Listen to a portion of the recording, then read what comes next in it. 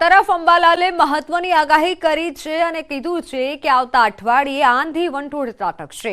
આ વખતનું ચોમાસું વહેલું બેસવાની ધારણા છે। ખેડૂતો માટે સૌથી મોટા સમાચાર, ચોમાસું વહેલું બેસવાની શક્યતા। અંબાલાલે કરી આંધી વંટોળની આગાહી। હાલમાં ભીષણ ગરમી પડી રહી છે, પરંતુ આગામી દિવસોમાં રાજ્યનું વાતાવરણ ફરી કરવટ લેશે।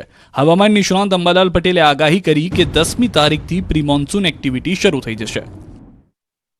આ વખતે તારીખ 10મી મેથી 14મી જૂન વચ્ચે પ્રી મોન્સૂન એક્ટિવિટી થવાની શક્યતા રહેશે। ઉત્તર ભારતમાં ખતરનાક એક્ટિવિટી રહેશે અને અરબ સાગરનો ધૂળકર પણ ચડી આવશે।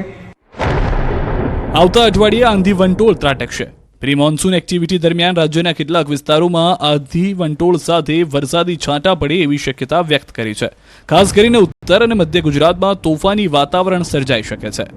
આ જે ગતિવિધિ જે છે એ ગતિવિધિના કારણે પંચમહાલના ભાગો, ઉત્તર ગુજરાતના કેટલાક ભાગો, મધ્ય ગુજરાતના કેટલાક ભાગોમાં આંધી વંટોળ સાથે છાંટા પડવાની શક્યતા રહે છે। કૃતિકા નક્ષત્રનો વરસાદ જે છે સામાન્ય રીતે રાજ્યમાં જૂન મહિનામાં ચોમાસું દસ્તક દેતું હોય છે, પરંતુ અંબાલાલના જણાવ્યા પ્રમાણે આ વખતે ચોમાસું વહેલું બેસે એવી શક્યતા છે। અંબાલાલે કહ્યું કે 17 જૂન બાદ આંધી વંટોળનું પ્રમાણ વધુ રહેશે। જૂનના મધ્ય બાદ આંધી વંટોળ સાથે વરસાદ વરસી શકે છે। કૃતિકા નક્ષત્રનો વરસાદ જે છે આગામી આવનાર ચોમાસું સારું જાય એવું ગણાય છે અને ત્યારબાદ આ વખતે ચોમાસું લગભગ વહેલું આવવાની શક્યતા રહેશે। 10 થી 14 જૂનમાં વરસાદ થવાની શક્યતા છે।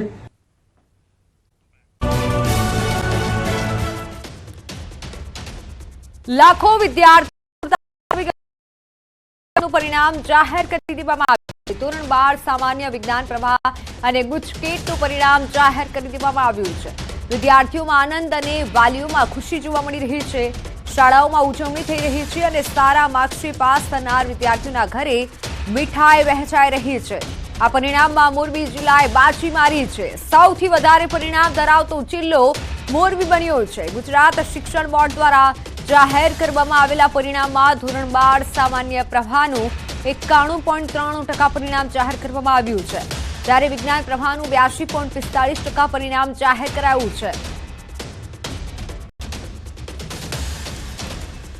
ધોરણ 12 વિજ્ઞાન પ્રવાહનું પરિણામ જાહેર કરાયું છે। બાળ સાયન્સનું 82.45% પરિણામ જાહેર કરાયું છે। ગત વર્ષે વિજ્ઞાન પ્રવાહનું પરિણામ 65% હતું, એટલે સારું પરિણામ આ વખતે આવ્યું છે। સૌથી વધુ મોરબીનું પરિણામ આવ્યું છે, 92.80% પરિણામ આવ્યું છે અને સૌથી ઓછું પરિણામ છોટાઉદેપુરનું આવ્યું છે, 51.36% જેટલું પરિણામ આવ્યું છે, જ્યારે અમદાવાદ શહેરનું પરિણામ 81.5% જેટલું આવ્યું છે। અમદાવાદ ગ્રામ્યનું પરિણામ 85.5% જેટલું આવ્યું છે। બાળ સાયન્સમાં 127 શાળાઓનું 100% જેટલું પરિણામ આવ્યું છે। 10%થી ઓછું પરિણામ ધરાવતી 27 શાળાઓ છે। 1034 વિદ્યાર્થીઓએ A1 ગ્રેડ મેળવ્યો છે। 8983 વિદ્યાર્થીઓએ A2 ગ્રેડ મેળવ્યો છે અને અંગ્રેજી માધ્યમમાં 81.92% વિદ્યાર્થીઓ પાસ થયા છે અને જ્યારે ગુજરાતી માધ્યમમાં 82.94% વિદ્યાર્થીઓ પાસ થયા છે। તો A ગ્રુપના ઉમેદવારોનું 90.11% પરિણામ આવ્યું છે। B ગ્રુપના ઉમેદવારોનું 78.34% પરિણામ આવ્યું છે। B ગ્રુપના ઉમેદવારોનું 68.42% પરિણામ આવ્યું છે। www.gseb.org પર તમામ વિદ્યાર્થીઓ પરિણામ જોઈ શકશે। વોટ્સઅપ કરી અને પણ પરિણામ તમે જાણી શકો છો। 2015 પછી વિજ્ઞાન પ્રવાહમાં સૌથી વધુ પરિણામ 1,11,000 વિદ્યાર્થીઓએ પરીક્ષા આપી હતી અને આ વખતે ઓવરઓલ સારું પરિણામ આવ્યું છે, જેથી વિદ્યાર્થીઓમાં ખુશી જોવા મળી રહી છે। ન માત્ર વિદ્યાર્થીઓ, વાલીઓ પણ ખુશી છે। વાલીઓમાં પણ એક પ્રકારની ખુશી જોવા મળી રહી છે। ધોરણ 12 સામાન્ય પ્રવાહનું પરિણામ જાહેર કરવામાં આવ્યું છે। સામાન્ય પ્રવાહનું રેકોર્ડ બ્રેક પરિણામ રહ્યું છે, 91.93% પરિણામ રહ્યું છે। કોમર્સ ફિલ્ડનું પરિણામ સૌથી વધુ બોટાદનું પરિણામ 96.40% રહ્યું છે અને સૌથી ઓછું પરિણામ જૂનાગઢનું રહ્યું છે, 84.81% રહ્યું છે। સામાન્ય પ્રવાહમાં 3,47,738 વિદ્યાર્થીઓ પાસ થયા। સૌથી વધુ પરિણામ ધરાવતો જિલ્લો બોટાદ, સૌથી ઓછું પરિણામ ધરાવતો જિલ્લો જૂનાગઢ રહ્યો છે। તો અમદાવાદ શહેરનું પરિણામ 87.60% રહ્યું છે। અમદાવાદ ગ્રામ્યનું પરિણામ 89.39% રહ્યું છે। સામાન્ય પ્રવાહમાં 100% પરિણામ ધરાવતી 1609 જેટલી શાળાઓ છે। 10%થી ઓછું પરિણામ ધરાવતી 19 શાળાઓ રહી છે, જ્યારે 89.45% પરિણામ. વિદ્યાર્થીનીઓનું પરિણામ 94.36% નોંધાયું છે. 1609 સ્કૂલોનું 100% પરિણામ આવ્યું છે. 19 સ્કૂલોની 10% કરતાં ઓછું પરિણામ આવ્યું છે. ત્યારે તમામ જે વિદ્યાર્થીઓ છે કે જેને પરિણામ જાણવું છે તે તમામ વિદ્યાર્થીઓ www.gseb.org પર જઈ અને પરિણામ જોઈ શકશે. વોટ્સએપના માધ્યમથી પણ તમામ વિદ્યાર્થીઓ પોતાનું પરિણામ જાણી શકે છે. વોટ્સએપ નંબર પર તમારે પોતાનો સીટ નંબર મોકલવાનો રહેશે અને ત્યારબાદ તમે પરિણામ જાણી શકો છો. A1 ગ્રેડમાં 1034 વિદ્યાર્થી પાસ થયા છે અને 3,50,000થી વધુ વિદ્યાર્થીઓએ પરીક્ષા આપી હતી. लास्ट टाइम 76 था, इस बार 27 है. A1 ग्रेड के साथ जो स्टूडेंट्स हैं वो इस बार 1034 हैं. A2 ग्रेड के साथ जो स्टूडेंट्स हैं 8,983 है. इस बार जो A ग्रुप का रिजल्ट है वो लगभग 90.11% है. B ग्रुप का जो रिजल्ट है वो 78.34% है. और ओवरऑल इस बार जो जनरल +2 जनरल का जो रिजल्ट है इस बार 502 सेंटर्स पर एग्जाम लिए गए थे और इस बार का जो परिणाम है बहुत अच्छा आया है. આ પરિણામ આવવામાં 1600 શાળાઓ આજે 100% પરિણામ લાવ્યું. પહેલાં તો હું આ ગુરુજનોને વંદન કરું છું, એમને અભિનંદન પાઠવું છું. ખાસ કરીને હું અનેક શાળાઓમાં ગયો છું જ્યાં મોટિવેશન સ્પીચ રાખી બાળકને પરીક્ષા પદ્ધતિ, મનનો ડર, હાવ બધું દૂર કરીને એકદમ ટેન્શન મુક્ત પરિણામ પરીક્ષા પદ્ધતિની અંદર બેસવા માટેના મોટિવેશન કર્યા. વાલીઓ પણ ખૂબ જાગૃત થયા છે.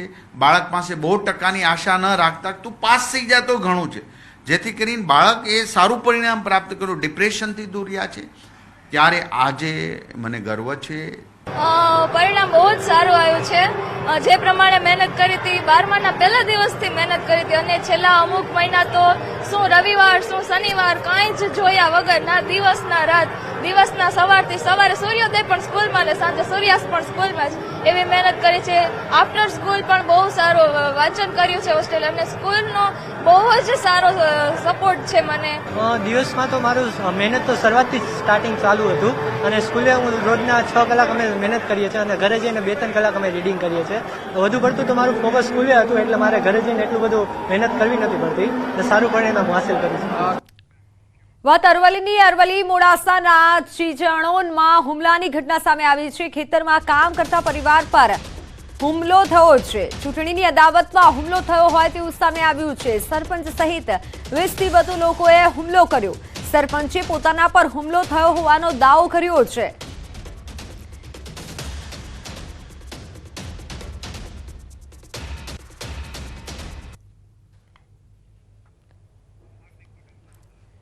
ઓનલાઈન પર સંવાદદાતા હાર્દિક જોડાઈ ચૂક્યા છે. હાર્દિક, મોડાસાના ગામમાં હુમલાની ઘટના બની છે. કયા કારણસર હુમલો કરવામાં આવ્યો? કારણ ક્યાંક ચૂંટણીનું સામે આવ્યું છે. મિત્તલ, ચોક્કસથી જે પ્રકારે લોકસભાની ચૂંટણી પતી છે ત્યારબાદ જે જૂની અદાવતને સામે રાખી અને હુમલાની ઘટના સામે આવી છે. ખાસ કરીને 2 જૂથો આમને સામે આવ્યા હતા મોડાસાના મોટી ચીચણો ગામે.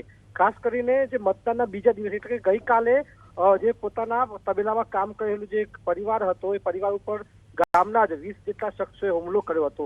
જે યુવાને જે નિવેદન આપ્યું છે તેમાં લખ્યું છે કે જે ભારતીય જનતા પાર્ટીને તેઓ તરફેણ કરતા હતા, ત્યારે સામેનો જે પક્ષ સરપંચનો જે પક્ષ છે તેઓ કોંગ્રેસ પક્ષનો જે પ્રકારે કામગીરી કરતા હતા, એટલે કે ભારતીય જનતા પાર્ટીમાં મત આપવાના કારણે તેમના પર હુમલો કરવાનો આક્ષેપ કરવામાં આવે છે. ખૂબ ગંભીર આક્ષેપ છે.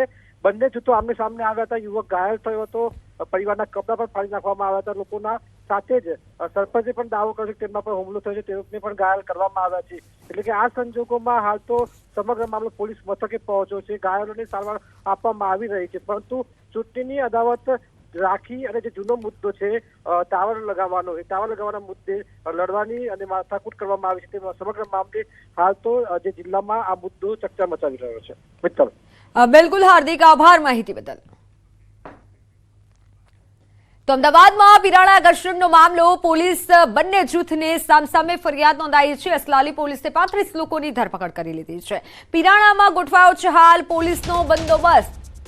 પોલીસે બંને જૂથની સામસામે ફરિયાદ દાખલ કરી છે. ગઈકાલે જે મામલો વિચક્યો હતો અને વિવાદ સર્જાયો હતો, દિવાલ તોડી પાડવાનો આ મામલો, જેમાં હાલ સામસામે ફરિયાદ નોંધાઈ છે અને હાલ પોલીસનો કાફલો સ્થળ પર ગોઠવી દેવાયો છે. ઓનલાઈન પર સંવાદદાતા મૌલિક જોડાઈ ચૂક્યા છે. મૌલિક, વિવાદ વધ્યો પરંતુ હાલ સામસામે ફરિયાદ નોંધાઈ છે, વધુ વિગત. મિત્તલ, બિલકુલ અત્યારે હાલ જે આ મામલો છે તે થાળે પાડવા માટે પોલીસે ખૂબ જ કામગીરી કરી છે. મહત્વનું છે કે બે અલગ અલગ ફરિયાદો જે છે તે ક્રોસ નોંધવામાં આવી છે. અસલાલી પોલીસે આ વિશે કામગીરી કરી અને ગંભીર કલમો હેઠળ ગુનો પણ દાખલ કરવામાં આવ્યો છે. માનવામાં આવ્યું છે કે ધાર્મિક લાગણી દુભાવી, હત્યાનો પ્રયાસ અને ગુનાહિત ષડયંત્ર જેવી ગંભીર કલમો હેઠળ અલગ અલગ ફરિયાદ જે છે તે બે ફરિયાદ નોંધી છે, જેમાં એક પક્ષ તરફથી 18 લોકોની અત્યાર સુધીમાં ધરપકડ કરવામાં આવી છે, જ્યારે બીજા પક્ષથી 17 લોકોની ધરપકડ કરી કુલ 35 વ્યક્તિઓની અટકાયત કરી અને વધુ કાર્યવાહી હાથ ધરવામાં આવી છે. બિલકુલ મૌલિક, આભાર માહિતી બદલ. તો 35 જેટલા લોકોની ધરપકડ કરવામાં આવી છે, વધુ કાર્યવાહી પોલીસે હાથ ધરી છે. સામસામે ફરિયાદ નોંધાઈ છે પરંતુ પોલીસનો કાફલો સ્થળ પર ગોઠવી દેવાયો છે. કિરાણાની આ ઘટના કે જ્યાં દિવાલ તોડી પડાઈ હતી. વાત વડોદરાની. વડોદરામાં બુકાનીધારી બાઇકર્સ ગેંગનો તરખાટ જોવા મળ્યો છે. નિઝામપુરા રાજમહેલ રોડ પર સવારે 30 મિનિટમાં 3 અછોડાની લૂંટ ચલાવી છે. રાજમહેલ રોડ પ્રદર્શન મેદાન પાસે વૃદ્ધાના ગળામાંથી સોનાનું 3 તોલાનું મંગળસૂત્ર લૂંટી લીધું. નિઝામપુરામાં 10 મિનિટમાં 2 મોર્નિંગ વોકર્સને ટાર્ગેટ કરાયા.